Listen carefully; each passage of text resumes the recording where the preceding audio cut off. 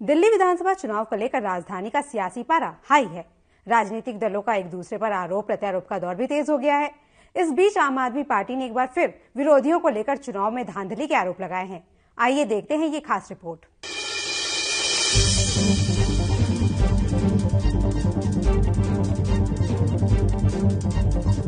दिल्ली में सत्ताधारी दल आम आदमी पार्टी एक बार फिर चुनावी जीत का दावा कर रही है। हालांकि मतदान का वक्त जैसे जैसे करीब आ रहा है, आरोप प्रत्यारोप का दौर भी तेज हो रहा है। इसी कड़ी में आम आदमी पार्टी ने विरोधी दल खासतौर पर बीजेपी पर चुनावी धांधली का आरोप लगाया है।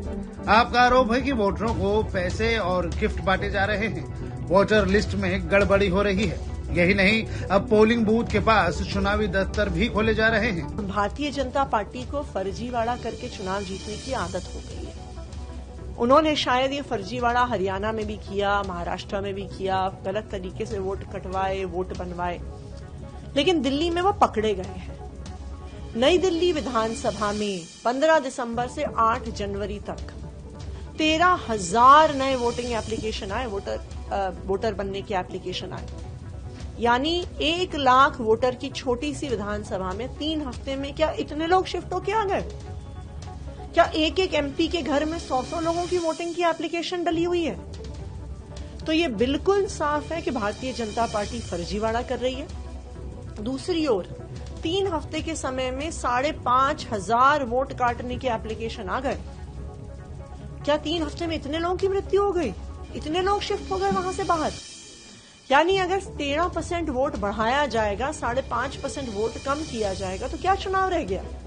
ये तो लोकतंत्र की धज्जियां उड़ रही हैं। लेकिन आम आदमी पार्टी से बीजेपी ने टक्कर ली है और हम भारतीय जनता पार्टी को कोई भी गलत काम नहीं करने देंगे। बता दें कि दक्षिण दिल्ली के चुनावी क्षेत्र में सीएम आतिशी के इलेक्शन एजेंट ने चुनाव अधिकारी को शिकायत दर्ज कराई है।